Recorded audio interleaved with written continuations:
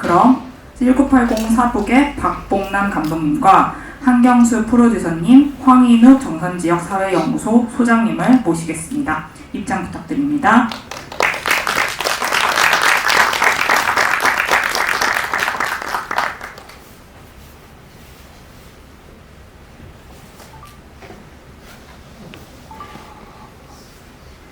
네, 그럼 질문을 준비하실 동안 저희가 준비한 질문을 먼저 여쭤보도록 하겠습니다.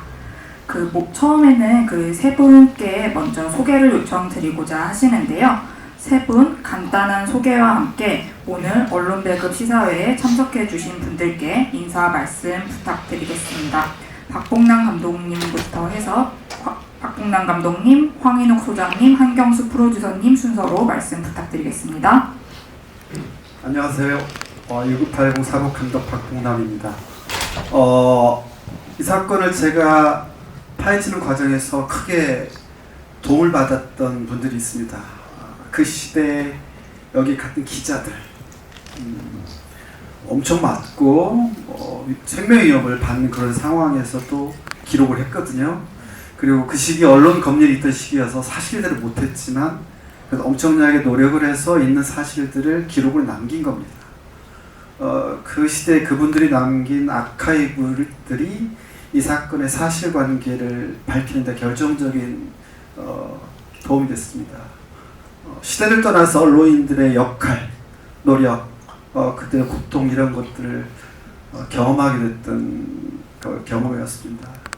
그 부분에 대해서 감사 인사를 여기 언론인들 계시니까 드리면서 인사 말을 가름하겠습니다.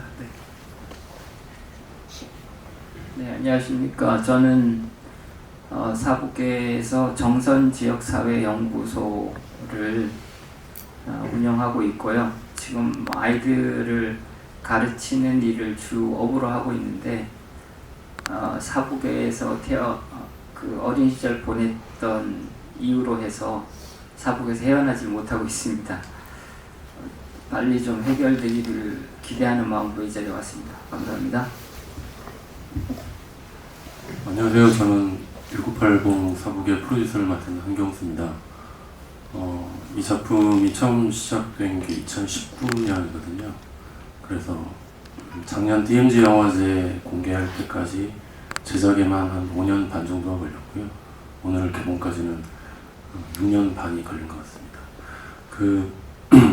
긴 시간 동안 박봉남 감독님께서 찾으시려고 했던 어떤 진실 그리고 담고자 했던 이야기들이 곧 공개가 돼서 많은 관객들 뵐 수 있었으면 좋겠습니다.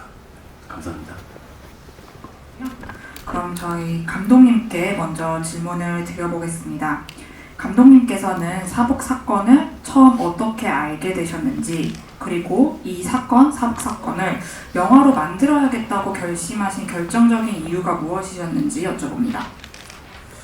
길고 긴 이야기가 있지만 짧게 얘기하면 여기 있는 황인욱 소장과 대학 때 만남, 그리고 오랜 세월이 흐른 후에 황인욱 소장이 자기 고향 사북에 돌아와서 뭘 하고 있다는 얘기를 10년 만에 전화 통화를 통해서 들었고 무엇을 하고 있는지 알고 싶어서 사북을 방문했습니다. 그리고 막상 제가 가보니까 알고 있는 게 아무것도 없고 근데 이게 분명히 뭔가 많은 이야기가 숨겨져 있다고 느꼈고 그래서 이 작업을 시작하게 되었고 개인적으로는 제가 대학교 때 역사를 전공했는데 너무 안 해서 저기에 대한 좀 아쉬움도 있었고 그리고 이제 제가 가지고 있는 어떤 이런 게 있습니다. 어떤 기록되지 않는 역사는 잊힌다. 그리고 기록이 때때로 기억을 지배합니다. 기록이 기억보다 강하다. 그래서 사북 사건에 대한 객관적인 잘 기록된 기록물도 없더라고요. 그래서 이 사건에 대한 가장 객관적이고 깊이 있는 방대한 기록 영상을 만들어 봐야 되겠다. 학부 때 못했던 일을 한번 해봐야 되겠다. 그리고 그걸 통해서 황인욱에 대한 마음의 빚도 좀 갚아봐야겠다. 그런 연주로 시작하게 됐습니다.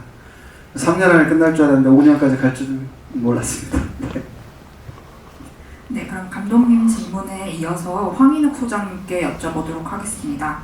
소장님께서는 이제 박봉란 감독님께 한번 사북에 왔으면 좋겠다라고 말씀하셔서 그렇게 이 영화는 시작을 했던 건데, 감독님께 사북에 오라고 말씀하셨던 그때의 심정, 이유나 그리고 이제 그렇게 시작된 영화가 상상했던 영화와 지금 완성된 영화는 조금 비슷한지 어떠신지 한번 말씀 부탁드립니다. 네, 뭐 사북에 워낙 그 관심이 없어진 시기였고, 제가 2011년에 사북에 다시 내려가서 학생들 교육 때문에 내려갔다가 몇 년 교실 안에 처박혀 지내면서 지역분들을 만나 봤을 때 거기 폐광의 기억을 가지고서 살고 있어요. 근데 95년에 있는 폐광 반대 투쟁에 대해서는 주민들이 상당히 이제 기억을 많이 하고, 그게 승리한 싸움이거든요. 지금 강원랜드가 거기 내국인 카지노가 유일하게 우리나라에 들어갔던 그 배경이 됐던 싸움인데, 그 얘기는 하시는데 사북 얘기가 나오면 입을 닫으세요. 그리고 이제 안 좋은 얘기만 하고, 그래서 좀 안타깝게 생각했고, 이제 정선지역사회연구소에서 저도 이제 역사 전공자이기 때문에 사북의 좀 진실을 좀 파헤쳐 보자고 자료를 막 찾았고요. 그러는 과정에 우연하게 이제 박봉란 감독한테 한번 내려와서 좀 지역 얘기 좀 들어봐라 하고 했던 건데, 저도 이제 영화를 이렇게 길게 갈 줄은 몰랐습니다. 왜냐면 박봉란 감독이 다큐멘터리 영화의 감독으로서 상당히 성과를 낸 걸 알고 있었는데, 막상 이거 하는 거 보니까 뭐 역사가 묻지 않더라고요. 제가 많이 반성할 정도로 진짜 발로 뛰고 그 찾아내고, 그동안 뭐 역사학자들이 텍스트 가지고 연구했던 거 이상으로 많은 자료들 발굴하고, 또 피해자들, 심지어 경찰들이라든가 또 이재기 지부장 가족이라든가 또 저를 만나기 또 꺼려하는 친구들이거든요. 그래서 제가 못 만나는 친구들까지 대신 만나면서 이 영상으로 담아낸 걸 저는 또 간접적으로 보게 됐죠. 저는 직접 만나지도 못했어요. 그래서 뭐 제가 생각했던 것 이상으로 그 진실의 어떤 편린들이 잘 담겨 있다. 너무나 일방적이지는 않고 복잡한 사실들이거든요. 근데 그것이 도대체 어디서 비롯된 문제인가를 잘 드러내지 않았나 그 생각하고 있습니다. 네, 질문 있으신 분은 손 들어주시면 감사하겠습니다. 네, 그러면은 이어서 한경수 프로듀서님께 질문하도록 하겠습니다. 프로듀서님께서는 감독님으로부터 사북 사건의 영화화 제안을 처음 들었을 때 어떠셨는지, 그리고 그 제안을 받고 1980 사북이라는 프로젝트에 합류를 결심했을 때에 대해서 말씀 부탁드립니다. 사실 저는 다큐멘터리를 맨 처음 시작할 때 제 사수셨거든요. 전 조연출이었고, 이 길로 처음 들어섰을 때 저를 이끌어주셨던 선배님이시고, 그 이후에도 이제 종종 같은 프로젝트, 여러 프로젝트를 같이 했었고요. 제가 이전에 이제 저도 이제 방송 다큐멘터리 연출을 계속 하다가 다큐멘터리 영화의 프로듀서를 하게 된 것도 실제로는 박봉란 선배가 저에게 권해서 시작이 되었어서, 그때 이제 그 니마 그강을 건너지 마오 프로듀서도 그때 그렇게 하게 됐고, 주님왕이라는 작품도 그때 프로듀서를 하게 됐습니다. 그리고 이제 그 시간이 지나고 나서 제 기억이 2019년 여름이었는데요. 감독님이 한번 보자라고 그래서 뭐 별 생각 없이 나갔는데, 어느 허름한 신촌에 있는 막걸리 집에서 만났는데 이렇게 대뜸 이렇게 종이 뭉치 하나를 주시더라고요. 이렇게 두꺼운 기획안이었는데, 그게 이제 맨 처음 초기에 만들어진 1980 사북의 이제 기획안이었습니다. 그걸 이제 그 자리에서 한 20-30분 동안 바로 다 읽었거든요. 감독님은 옆에서 혼자 막걸리 드시고 계시고. 근데 그 읽으면서 정말 머릿속이 굉장히 복잡했어요. 첫 번째는 저도 미처 잘 알고 있지 못했던, 아니 거의 모르고 있었던 사북 사건에 대한 내용들이 너무나 충격적이었고, 그래서 꼭 해야 되는 이야기라는 생각은 그 순간에도 바로 들었죠. 근데 한편으로는 되게 걱정이 되더라고요. 왜냐하면 감독님하고 이제 뭐 저도 같이 했었는데요. 세월호 이후에 그 4.16 기록단이라는 걸 만들어서 그 참사 직후부터 오랫동안 그 현장들을 기록을 했었는데 그 과정에서 감독님께서 뭐 상처도 많이 받으시고 되게 힘들어하셨거든요. 그래서 몇 년 동안 사실 다큐멘터리를 쳐다보지도 않으시고 몇 년 동안 떠나 계셨어요. 그러다가 몇 년 만에 이제 저를 부르셨는데 이 기획안을 보여주셔서 아, 또 힘든 길을 또 가시는구나. 근데 그 옆에서 저는 이제 세월호 이후에 그렇게 고생하시는 걸 많이 봐와서 선배가 또 이 길을 가는 게 참 걱정이 되기도 했고 오히려 그래서 저는 그때 이제 선배님 곁에 그 길을 같이 가야겠다라는 생각을 하게 돼서 참여하게 됐고 그게 6년이라는 시간이 걸렸습니다. 네, 이어서 질문 드리도록 하겠습니다. 제작 기간 이야기가 나와서 이제 제작 부분에 대해서 한번 여쭤보려고 하는데요. 그 감독님께 여쭤봅니다. 이 1980 사북은 2019년 5월 봄에 이제 시작으로 제작 기간에만 5년이 넘었고, 그리고 이제 160회가 넘는 촬영, 그리고 100여 명의 인터뷰를 진행하셨다고 말씀을 주셨는데, 그만큼 되게 방대한 자료와 증언들이 모였을 텐데, 이제 그 중에서도 이 영화에 담을 것과 덜어낼 것을 결정하는 혹시 기준은 어떤 것이었는지 말씀 부탁드립니다. 일단은 제가 이게 기록 영화이기 때문에 그 시대가 만들어낸 생산된 모든 아카이브를 찾는 데 굉장히 주력을 했고요. 그러니까 사북 사건과 관련된 모든 기록, 사진, 영상, 텍스트, 그다음에 보이스의 95%는 찾았다라고 생각합니다. 거기에 많은 시간들이 걸렸고 그 아카이브들을 선정하는 기준은 원본을 쓴다였습니다. 재가공된 것들은 쓰지 않았고 출처가 분명하고 사실관계가 분명한, 그래서 이제 사진이라든가 영상이라든가 모든 증언들을 그렇게 확보한 것이고요. 그 다음에는 이제 그 사람들을 만나는데 제일 쉬운 길은 광부들만 만났으면 쉬웠을 것 같습니다. 그러니까 사북항쟁 동지가 이미 있고 거기에서 그 네트워크를 통해서 광부들을 만났는데 사실 외부인이 사북항쟁 동지에 들어가는 거 쉽지 않아요. 저는 황인욱 소장을 통해서 들어갔으니까 좀 쉬웠던 것인데 저는 광부들 얘기만으로는 불충분하다고 생각했습니다. 수많은 충돌의 대상자들이 있는데 대표적으로 부상 경찰들 100여 명이 다쳤잖아요. 그들을 만나야 했고 그 다음에 어떤 그 집단 폭행 사건의 피해자인 그 김순희 씨, 김순희 어머니의 가족들도 분명히 만나야 했고 그런 과정에서 적지 않은 시간, 굉장히 많은 그 정신노동, 관계의 어떤 부딪힘, 고통, 좌절의 시간들이 있었고 그렇지만 원칙은 좀 명확했던 것 같습니다. 하나의 사건에 두 개의 진실이 있고 두 개의 주장이 있는 이런 일을 역사로 기록하려면 반드시 당사자들의 얘기를 다 들어야 합니다. 듣게 하고 보게 하고 그 다음에 평가하고 개념화하는 것들은 역사학자들 우리 모두의 목소리를 남기겠다. 그래서 서로 다른 모든 이들을 찾는 것, 거기에 정말 그리고 이제 힘들었고, 그리고 사실 영화 안에 얘기 안 한 것도 많습니다. 더 아픈 얘기도 많은데 그 얘기까지 그걸 다 담으려고 하니 너무 좀 잔혹한 것 같아서 뺀 게 있습니다. 그런 것들은 나중에 사북사건 또는 사북항쟁 총서나 백서가 나오면 일종의 기록물로서 좀 남기려고 합니다. 네.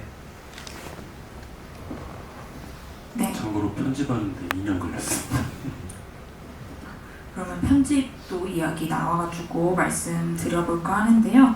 그 제작 및 편집 과정에서 그 프로듀서님, 감독님과 많은 이야기를 나누셨을 거란 생각이 드는데 이제 1980 사북을 통해 사북 사건을 소개하시면서 이제 감독님과 이제 특히 이제 편집 과정에서 주안을 좀 중요시 여긴 부분이 있었는지 여쭙니다.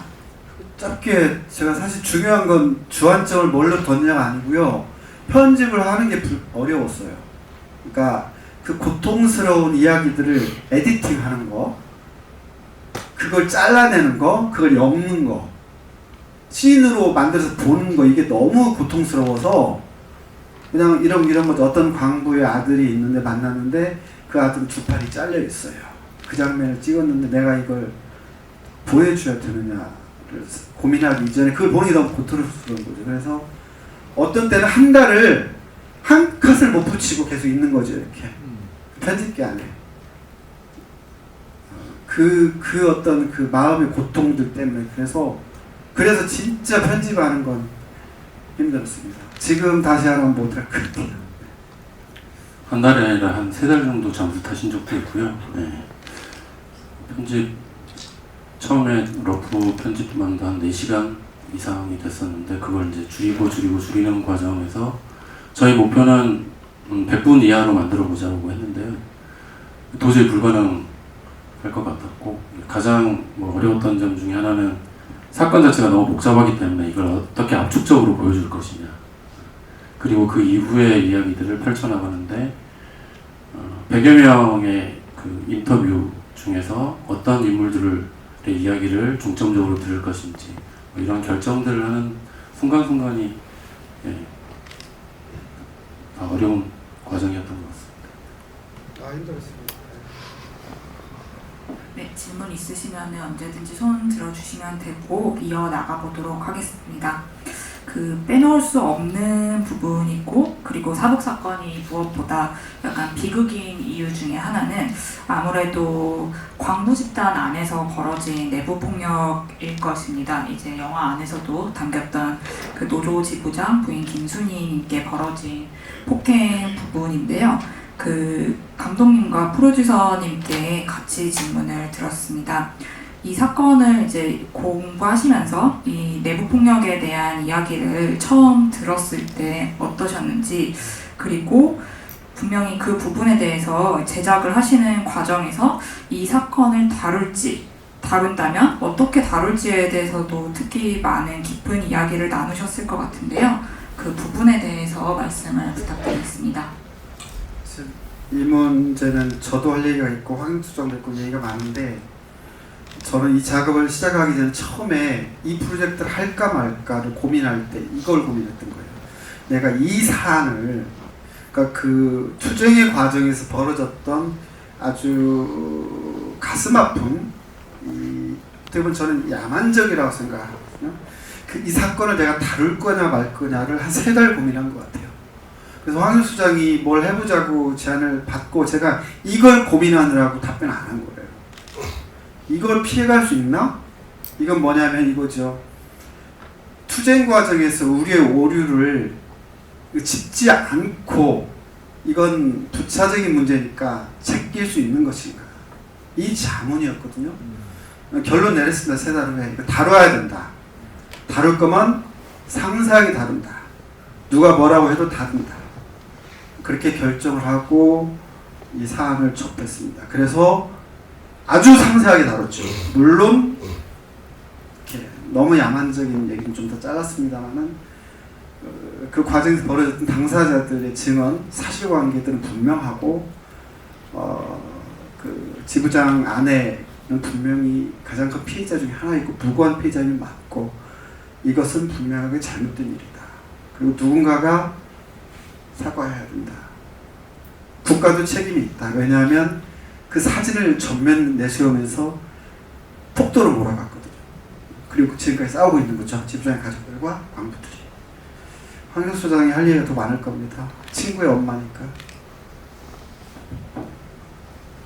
네, 저는 사실 약간 완전 당사자는 아니지만 간접적으로 계속 이 사건 관련자들 속에서 얽히고 설켰기 때문에 좀 복잡합니다, 사실. 그런데 노조 지부장 가족의 그 막내 아들이 제 친구고 아주 친해요. 뭐 우리 인호 형도 또 이게 다 이렇게 저희가 6남매인데 이렇게 끼리 다 친해요. 친한 가족이었는데 사건이 난 후에는 계속 만났죠. 만났는데 그 얘기는 속 빼놓고 이제 그 얘기는 안 하고 만나왔는데 이 사북을 다루면서 또 불편해졌어요. 그 불편해지고 만나지도 못하고 이런 상황이 됐었는데 저는 이렇게 봅니다. 이제 광주 민주화 운동에서 우리가 기억되는 장면은 곤봉을 든 경찰이 시민들을 진압하는 그 장면이 우리 뇌리에 남아있죠. 근데 사북은 우리 뇌리에 남아있는 것이 기성세대들은, 특히 사북을 좀 들었던 사람들은 그 노조지부장 아내가 광부들한테 붙들려 있는 그 흔히 말하는 린치 사건의 장면이에요. 그러니까 이게 기록이 사건을 기억을 지배한다는 게 그런 건데, 광부들이 다 때려 부순 광업소 사진과 노조지부장 부인을 붙잡아놓은 사진, 그 외에는 아무것도 없어요. 그런데 여러분들이 이번 영화에서 보셨지만 그 이후에 그 국가폭력 때문에 서로 이웃을 고발하고 가족이 파괴되고 아버지가 돌변하고 가정이 망가지고 그 다음에 지금까지 손가락질하고 이런 사태가 벌어지는 것에 대해서 아무도 모르잖아요. 그리고 어떻게 고문 현장을 사진으로 담아냅니까? 근데 그것이 더 본질적인 또 더 가슴 아픈 이야기인데 그거 속 빼놓고 사북을 얘기하고 있으니까 지금도 사북에 대해서 아무도 관심 안 갖고 광부들이 그렇게 폭력을 했던 사건 이렇게 단순화해가지고 역사 속에서 묻혔죠. 그리고 사실 사북이 80년 4월에 벌어진 일인데 5월에 광주 항쟁이 벌어지면서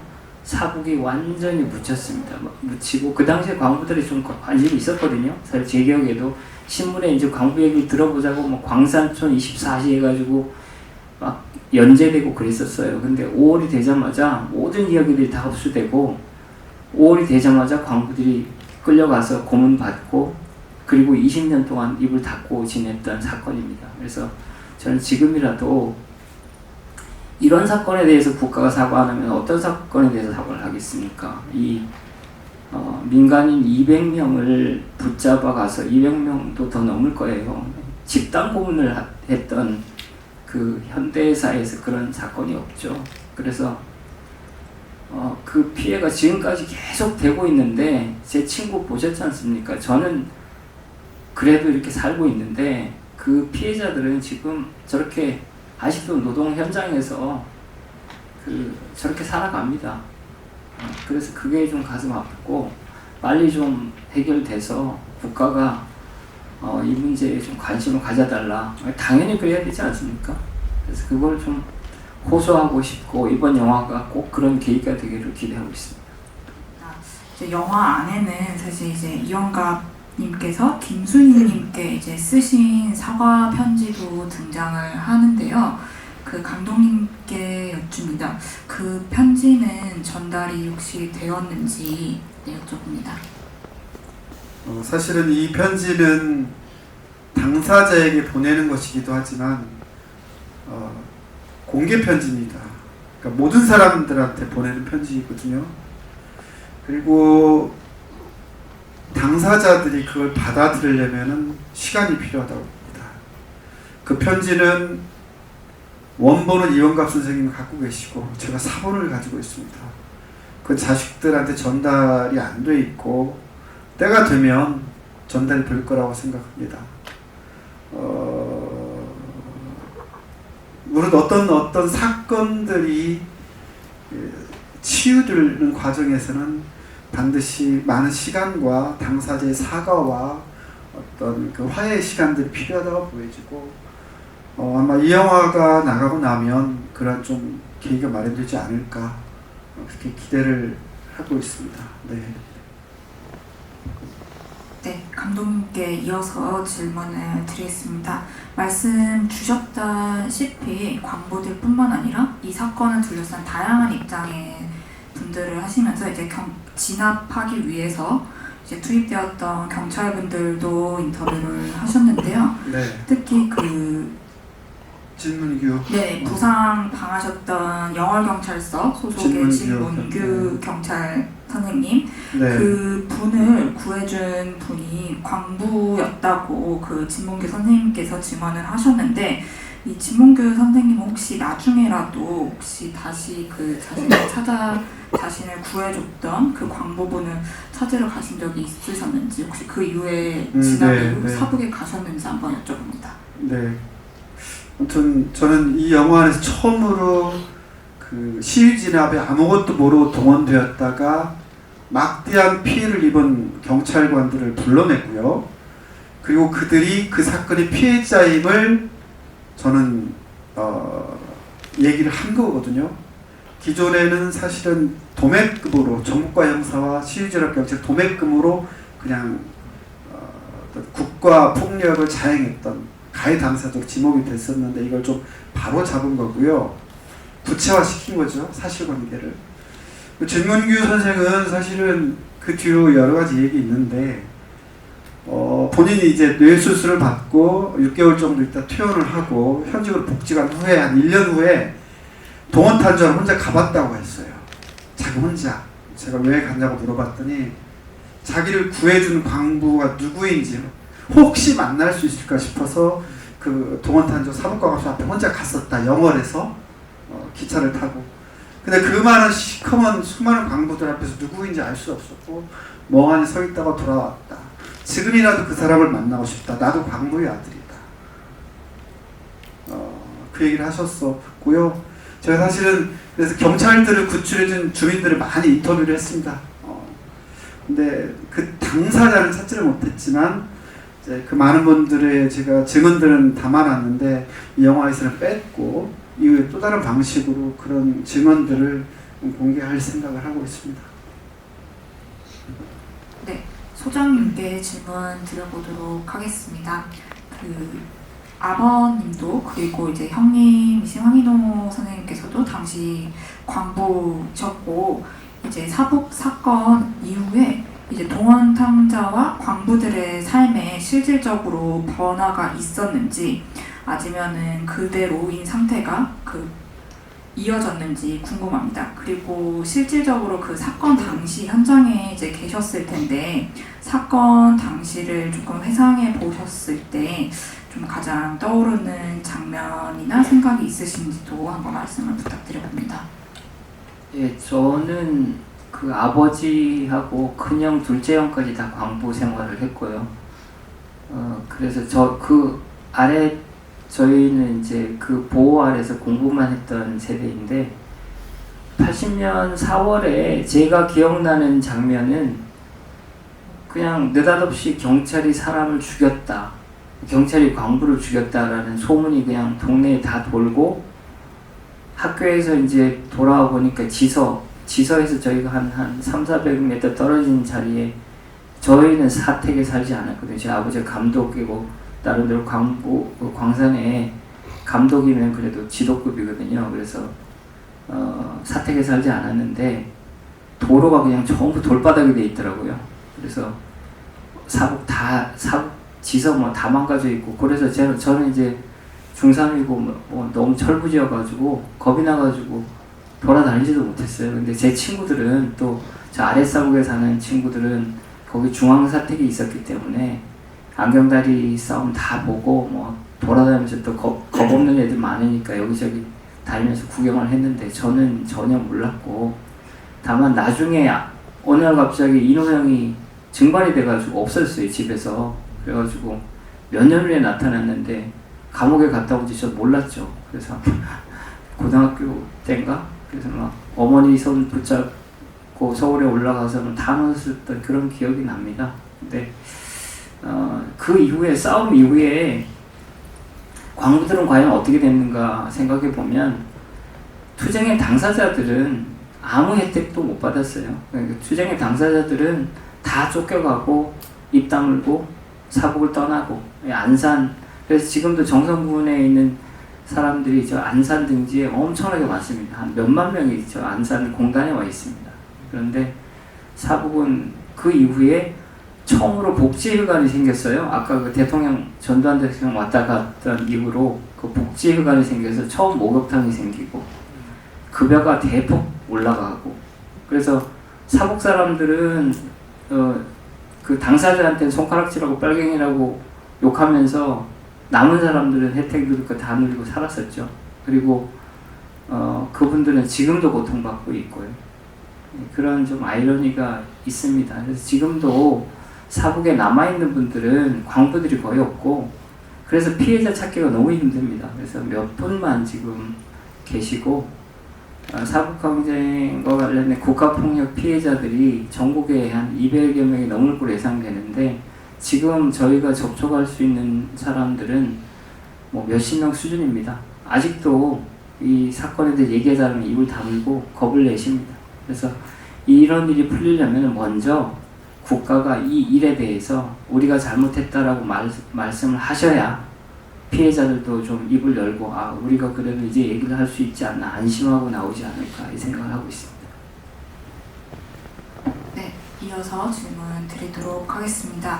이 1980 사북 영화를 보시면은 이제 사북 사건이 5.18 광주 민주화 운동으로 이어지는 흐름도 확인할 수 있습니다. 그리고 그 이면에 있었던 비상계엄, 대한민국은 작년 12월 다시 비상계엄을 마주했었습니다. 특히 이제 작년 12월이었기 때문에 1980 사북을 이제 준비하시는 과정 중에서 이제 비상계엄을 맞이하셨는데 감독님과 프로듀서님은 비상계엄을 다시 마주하셨을 때 1980 사북을 준비하는 과정에서 어떠셨는지 궁금합니다. 그리고 80년 이후 80년에 벌어졌던 즉 45년 전의 사건을 2025년 관객들에게 전하려고 하는 이 영화를 통해 감독님은 관객들이 어떤 것을 느끼고 기억하길 바라는지도 말씀 부탁드립니다. 제가 이 영화에서 새롭게 밝혀낸 사실들이 중요한 게 몇 개 있습니다. 사실은 사북 사건이 굉장히 폭력화됐던 결정적인 이유는 공권력이 부당한 개입이었다는 거. 그때부터 폭력화되면서 점점점 크게 벌어지는 거잖아요. 안경다리에서 경찰들이 막대한 펜을 붙고 공수 특전여단 투입 준비 들어가고 실제로 실행 계획 준비 들어가고 그러면서 이제 실제로 11공수 특전여단 62대대 61대대가 작전을 수행하면서 이동명령이 하달이 됐고요. 이게 조금만 협상이 늦어졌거나 실패했으면 11공수 특전여단이 사북에 투입됐을 겁니다. 결과는 예측할 수 있겠죠. 광부들이 그냥 순순히 손 들지 않았을 겁니다. 이미 광산에는 무기고가 있고요. 예비고, 화약고도 있잖아요. 이걸 들고 저항했을 때 얼마나 큰 비극이 벌어졌을지는 우리가 이미 그 이후에 광주에서 보는 바입니다. 그래서 어쩌면 1980년 4월이 5월 광주가 될 수 있었다는 사실을 중요하게 영화에서 처음으로 밝히고 있는 거고요. 그래서 영화라는 저는 그걸 처음 안 거예요. 이게 이런 일이었구나. 그리고 이제 작년 제임스 영화 첫 상영을 하고 이제 극장에 오기 위해서 준비를 하고 있다가 비상계엄을 만난 거거든요. 아마 저는 사실 그때 비상계엄 해제를 위해서 싸워준 모든 분들께 감사하는 마음이 있습니다. 왜냐하면 그래서 지역에서 출장 가 있다가 짐 싸가지고 올라오려고 했거든요. 아마 그게 비상계엄 해제가 안 됐으면 뭐 끌려갔거나 죽거나 둘 중 하나였을 것이고 오늘 이 자리도 없고 제가 오랫동안 만들어온 이 사북 다큐도 개봉도 못하고 묻혔을 가능성이 많은데 다행히 수많은 시민들과 의원들과 보좌관들과 그리고 양심적인 군인들이 있었기에 그 더 큰 비극을 막았다. 그런 점에서 굉장히 좀 우리가 쉽사리 그 계엄으로 상징되는 그 어두운 시대의 터널을 통과했다고 느꼈는데 아직도 통과를 못했구나. 그래서 이 영화가 사실은 그런 어두운 시대들이 언제든 올 수 있다라는 것, 언제든 큰 비극을 만들 수 있다라는 것들을 좀 다시 상기시키고 그 시대가 만들어낸 그 아픈 상처들을 치유하는 데 같이 좀 손을 잡고 나가는 그런 계기가 됐으면 좋겠다는 바람을 가지고 있습니다. 개인적으로 진짜 계엄 해제를 해준 모든 분들께 감사하는 마음이 있습니다. 네. 계엄이 발령된 12월 3일 그 전날에 공교롭게도 서울 독립영화제에서 저희 1980 사북이 상영을 했어요. 그리고 이제 그 날은 저는 그 영화제에서 마련해준 이제 향후 배급을 위한 이런 비즈니스 미팅을 하고 집에 돌아갔는데 이제 계엄이 터진 거죠. 다행히 몇 시간 만에 해제가 돼서 이제 다행입니다만 이제 저는 특히 제가 고향이 광주거든요. 5.18 당시에 이제 초등학교 학생이었고 그리고 이제 이 1980 사북 작업을 하면서 얼마나 많은 무고한 분들이 극심한 고통을 겪었고 그 상처가 지금까지 이어지고 있다는 걸 너무나 처절하게 잘 알고 있는 상태에서 계엄이 됐다고 그 소식을 듣는 순간 정말 머리가 하얘지더라고요. 왜냐면 그때 그 200여 명의 그 무고한 주민들을 체포해서 연행을 갈 수 있는 근거가 계엄법이거든요. 지금도 남아있는 계엄법 구조에 보면 판사의 영장 없이 계엄사령관이 체포, 구금, 수색, 압수 모든 걸 할 수 있게 돼 있거든요. 그 조항은 1980년이나 지금이나 거의 똑같습니다. 그 계엄령이 발령됐다고 생각을 하니 저희에게도 똑같은 일들이 이제 앞으로 벌어지겠구나 그런 생각이 들었고 만일 그래서 12.3 계엄이 성공했다면 영화에 나오는 그 고통을 받았던 분들이 단지 그분들이 아니라 우리 모두였을 수도 있겠다라는 생각을 지금도 하고 있습니다. 네, 저희 이제 정해진 시간 관계상 슬슬 마무리 질문을 드려야 될 것 같습니다. 이제 올해 4월에 이제 강원도 영월에서 진행됐던 1980 사북 특별 상영회에서는 이제 45년 만에 당시에 대치했던 경찰들과 광부들이 처음 만나서 화해를 하는 자리가 마련되었습니다. 또한 지난달 말 1980년 사북 사건에 대한 국가 사과를 촉구하는 천인의 성명을 시작해서 며칠 전에 서명부가 당국에 전달되었습니다. 이 가운데에서 이제 1980 사북이 곧 10월 29일 수요일에 개봉을 앞두고 관객들과의 만남을 준비하고 있는데요. 세 분께서는 이 영화가 세상에 나와서 어떤 역할을 하길 바라시는지 말씀 부탁드립니다. 이와 함께 마지막 인사도 덧붙여 주시면 감사하겠고요. 박봉남 감독님부터 시작해서 황인욱 소장님, 한경수 프로듀서님 순으로 답변하도록 하겠습니다. 올 4월에 영월에서 상영회를 했는데 주된 관객들은 경찰이었어요.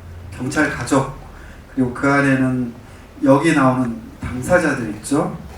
부상을 당했던 그 경찰들이 와서 봤고 이분들은 두 가지 마음을 느꼈어요. 하나는 자기들의 얘기를 처음 담아줘서 고맙다라는 표현을 한편을 했고요.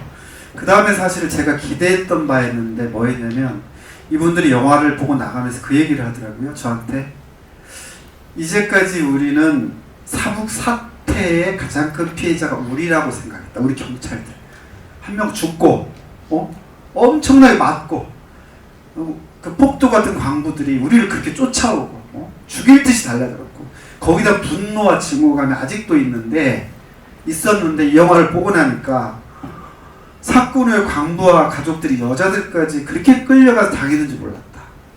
숫자도 더 많고 그 폭력의 정도가 말도 못하다. 어쩌면 이 사건의 가장 큰 피해자가 광부들일지도 모른다는 생각을 했다. 그 얘기를 저한테 전했습니다. 저는 이 영화가 어떤 하나의 결론을 내기보다는 그 사건이 남긴 많은 이들에게 남긴 상처들을 각자 좀 드러내고 얘기를 듣고 그래서 무엇이 문제였는지 누가 진정으로 책임을 져야 되는지를 고민해보는 서로의 상처들을 이해해보는 그런 어떤 공론화의 계기 그걸로써 저 기록자인 감독의 역할은 충분하다라고 생각을 하고 있습니다. 네, 저는 사북 사람으로서 좀 말씀드리겠습니다.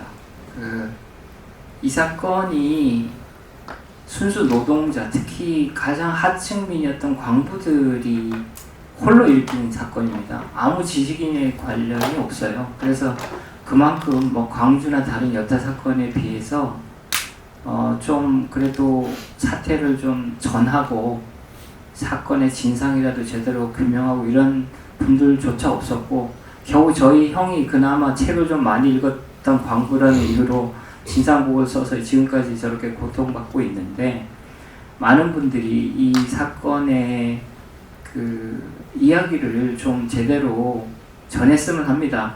심지어 첫 장면, 경찰이 광부를 치고 달아났던 장면을 미국에서는 그 엄청난 사건으로 그 조지 플로이드가 목 졸린 사건이 큰 사건이 됐지 않습니까? 이거는 그거보다 심한 지프차로 광부를 깔아 뭉개고 내장이 다 파열돼서 초중형이 되게 만든 사건인데, 그걸 우리는 교통사고로 불렀어요. 교통사고로 진실화해위원회에서 2008년 보고서에 교통사고로 나와 있습니다. 그 정도로 이 국가폭력의 본질에 대해서 몰랐고, 또 하나는 그 밀실에서 벌어졌던 그 잔혹한 그 진짜 프라이버시, 그냥 고문도 프라이버시가 있습니다. 근데 그런 거 없는 진짜 짐승처럼 했다는 거에 대해서 우리가 그 고통이 어떻게 전달되는지 영화에서 나오지 않습니까? 그 가족 다 단란했던 공동체를 다 파괴하고 이웃을 고발하게 만들고, 사람들은 약자기 때문에 감히 국가에 대들지 않아요. 이웃을 욕하는 거예요. 네가 나를 고발해서 나를 이렇게 만들었지 하고 서로 노조 지부장 가족도 똑같습니다. 다 도구거든요. 제가 볼 땐 그 다 도구들이에요. 그 시대에 노동을 통제한 국가와 또 그 앞잡이들과 또 저항했던 사람들 다 도구들이거든요. 거기서 우리가 놓쳐서는 안 되는 그 잔혹한 국가라는 정체에 대해서, 지금은 그런 국가는 없지 않습니까? 이제 그것이 되풀이되지 않도록 하는 그걸 좀 다들 봤으면 좋겠다. 그래서 지금의 국가는 그러지 말아야 되니까, 지난번 계엄 때 저도 어쩔 줄 몰랐었거든요. 도망가야 되나, 어디로 이제 거리로 나서야 되나, 뭐 별 생각을 다 했거든요. 계엄을 겪었던 사람은 압니다. 그래서 여러분들과 또 여러분들 아시는 분들이 사복을 통해서 이게 지나간 이야기가 아니고 지금도 계속 고통을 주고받는 사람들이 너무 많다라는 생각을 좀 해주셨으면 좋겠다. 그래서 저는 진짜 절박한 마음으로 이 자리에 다시 섰습니다. 좀 부탁드리겠습니다. 고맙습니다.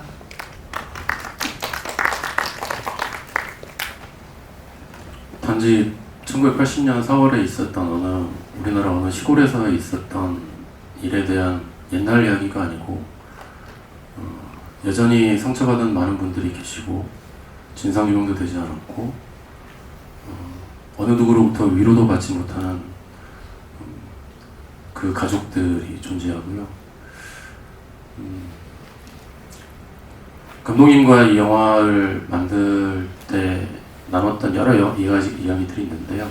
가졌던 원칙 혹은 예상되는 바 뭐 이런 것들 중에 하나가, 우리 영화는 모든 피해자들을 다룰 것이고, 하지만 그 모든 피해자들로부터 지지를 받지는 못할 것이다. 광부와 가족들은 나름대로 또 불만이 있을 것이고, 경찰들도 불만이 있을 것이고, 김승희 씨 가족들도 불만이 있을 것이다. 영화를 만들 때는 사실 한쪽 편을 드는 게 되게 편하거든요. 적을 설정을 하고 그 적을 대항하는 정의로운 편을 만들고, 그렇게 하면 영화를 만들기는 훨씬 쉬운데, 그 쉬운 길을 가려고 하지 않았었고요. 그래서 영화를 보고 나면 사람들이 통쾌할까 불쾌할까 슬플까 화날까, 이 모든 감정들이 복잡하게 얽혀있는 상태였으면 좋겠다 라는 이야기를 많이 나눴습니다. 많이 보실 영화가 아닌 것 같기도 하고, 걱정도 좀 되긴 하는데요. 근데 마지막으로 제가 꼭 한마디 기자님들께 드리고 싶은 이야기가 있는데요. 특히 이제 영화에 보시면 노조지부장 부인의 집단 폭행 사건에 관한 사진이 한 장이 있습니다. 저희 영화에서도 꽤 길게 보여드렸는데요. 아마 네이버나 이런 웹에서 검색을 해보시면 사북 사건을 가장 대표하는 사진으로 아마 검색이 될 텐데요. 제가 좀 간곡히 부탁드립니다만 그 사진은 보도하실 때 가급적이면 사용을 안 해주셨으면 좋겠다는 부탁을 드립니다. 저희가 공식적인 보도 스틸에도 그 사진은 포함시키지 않았고요. 그 이유는 단 하나입니다. 아직 김순희 여사께는 아직 살아계시거든요. 가끔 그 사진이 떠있는 기사들을 접하게 되면 아직도 깊은 트라우마와 고통에 빠지신다고 합니다. 그래서 단 하나 그 사진의 사용에 대해서 그리고 혹시 SNS에 이렇게 글을 올리실 때도 그 사진은 사용하시는 건 좀 가급적 피해 주셨으면 정말 감사하겠습니다. 네, 이창현이라고 합니다. 국민대학교에서 미디어를 가르치고 있는데요. 오늘 박봉남 감독님, 한경수 PD님, 황인욱 소장님 특별하게 감사의 말씀을 드립니다. 저 때만 해도 늘 사북 사태, 광주 사태 이런 것들이 있었고 그런 것들이 우리 언론들이 만들어 놓은 프레임 속에 우리가 평생 살아가는 게 아닌가 생각이 드는데요. 광주 민주화 운동은 1988년도에 그 관련된 영화가 최초로 만들어졌으니까 금방 복권이 됐던 것 같아요. 사북은 45년 만에 영화가 만들어지는 거잖아요. 그러니까 그런 면에서 지연된 정의인데 그렇게 지연될 수밖에 없었던 너무나 많은 이유가 있었던 거다라는 생각이 듭니다. 저 또한 8월 달에 황인욱 소장을 처음 만났는데 그때 전 MBC 사장인 최승호 감독이 추적이라는 영화를 갖고 산탄 아트마일에서 야외 상영회를 했거든요. 영화의 힘을 그때 처음 느꼈어요. 아, 영화라는 게 이렇게 힘이 있구나. 근데 요번 저는 1980 사북에서도 영화의 힘을 느낄 수 있었고 오늘 이 자리에 계신 많은 기자님들께 딱 한마디 말씀을 드리자면 1980년도에 보도 지침 때문에 아무것도 보도하지 못했지만 그래도 그 당시 기자들은 카메라를 들고 역사의 현실, 사초를 기록했고 그것이 남았던 게 기자의 역할이었던 것이다 라는 생각이 들고요. 그 다음 많은 언론이 일방적으로 1980 그러니까 사북 사태라고 얘기했지만 그 당시에 또 지면과 사이사이에 많은 사실 이러한 것들이 담겨 있었던 기록들을 남겼다는 것들이고 그래서 지금 이 자리에 계신 많은 기자분들께서도 이 1980 사북을 단지 그냥 하나의 영화로서 이해하기보다는 당시 왜곡되었던 언론 상황 속에서도 그래도 역할을 했던 기자, 언론인의 역할 그런 것들에 좀 초점을 맞춰서 좀 정리해 주셨으면 좋겠고 1980년도 광주 민주화 운동과 대비해서 잊혀졌었던 역사의 진실로서 1980 사북을 좀 초점을 맞춰주셨으면 좋겠다라는 부탁의 말씀드립니다. 감사합니다.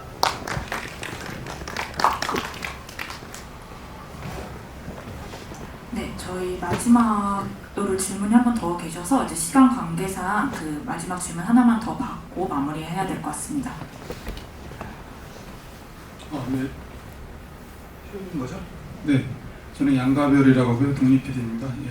지금 진실화해위원회에서 이거 진상조사가 이루어지고 있는지 또 어느 정도 됐는지 궁금하고요. 또 황인욱 소장님한테 여쭤보고 싶은 거는 성장하시면서 연좌제 이런 것 때문에 감시당하거나 이러면서 성장하셨는지 그것도 좀 궁금합니다.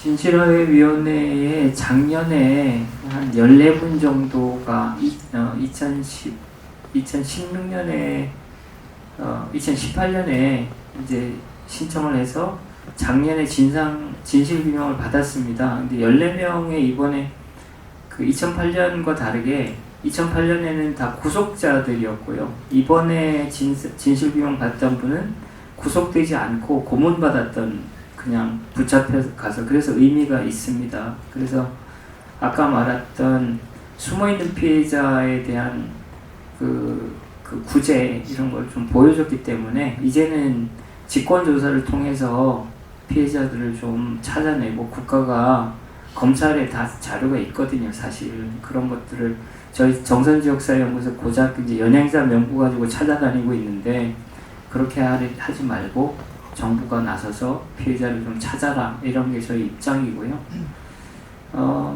저희는 뭐 저 피해보다, 저는 아까도 말씀드렸지만 저는 비교적 잘 살고 있습니다. 왜냐면은 제 친구들이 그 일반 광부의 자식들, 제가 몰랐던 친구들의 다 엄마 아버지들이세요. 저기 나왔던 거기 어느 경찰서에서 고문받던 분들이 다 제 친구 엄마 아버지들이세요. 제가 몰라서 그렇지. 그래서 그분들의 그 이후의 삶이 왜 그렇게 됐을까 생각해보면 아까 이용갑 선생님의 그 말씀이 한마디 대변되는 것 같습니다. 광부의 자식들은 어디가 못 나가서 이렇게 잘된 놈이 하나도 없냐. 그러니까 우리가 살아가는 현재는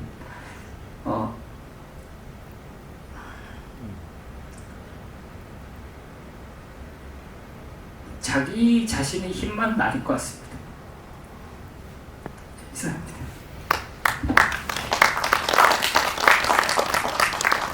네, 오늘 긴 시간 기자간담회 참석해 주셔서 감사합니다. 기자간담회는 정해진 시간 관계상 마무리하도록 하고 장례 정리 후에 포토타임 진행하도록 하겠습니다.